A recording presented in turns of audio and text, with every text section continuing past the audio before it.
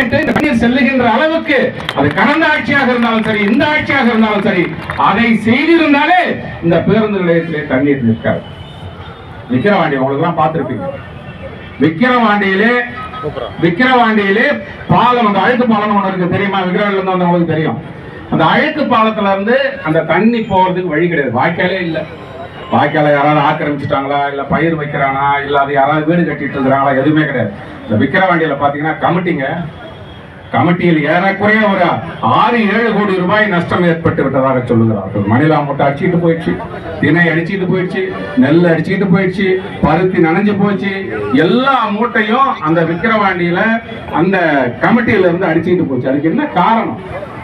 தண்ணீர் செல்வதற்கான பாதைகளை சீரமைக்க வேண்டும். சீரமைக்காததான் இவ்வளவு வெள்ளப்பெருக்குக்கு காரணம். பாதிச்சு போச்சு. பாதிக்கிற நேரத்தில் நம்ம அரசாங்கத்தை